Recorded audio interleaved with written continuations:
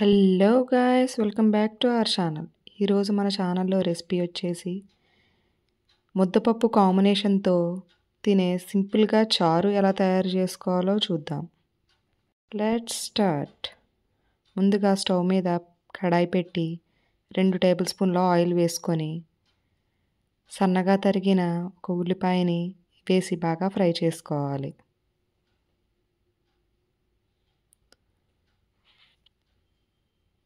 ఉల్లిపాయలు కొంచెం రంగు మారాక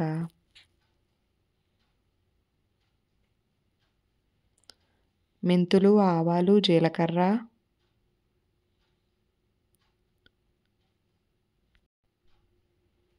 కొద్దిగా ధనియాలు వేసుకొని ఫ్రై చేసుకోవాలి. ఈ పోపు దినుసులు మొత్తం ఫ్రై అయ్యాక 4 ఎండుమిర్చి, ఒక గుప్పెడు కరివేపాకు వేసుకొని కలుపుకుంటూ బాగా ఫ్రై చేసుకోవాలి.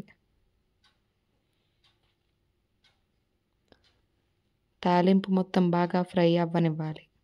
ఈ తాలింపు బాగా ఫ్రై అయితేనే ఈ చారు రుచి టేస్టీగా ఉంటుంది. తరువాత ఒక 1 లీటర్ నీళ్లు పోసుకొని ఆ నీళ్లలో కొద్దిగా ఉప్పు, కొంచెం పసుపు, కొంచెం చింతపండు,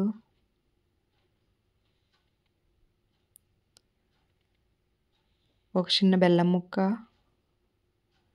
కలర్ కోసం కొద్దిగా కారం, కొంచెం రసం పొడి వేసుకొని బాగా కలుపుకోవాలి. ఈ రసం బాగా మరగనివ్వాలి. మరిగితేనే ఈ చారు టేస్ట్ బాగుంటుంది. లీటర్ నీరు పోసాం కదా, అది కొంచెం ½ లీటర్ అయ్యే వరకు మరగనివ్వాలి.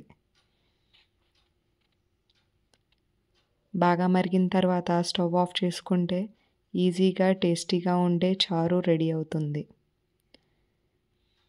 ఈ రెసిపీ కనుక మీకు నచ్చినట్లయితే please like, share and subscribe to my channel.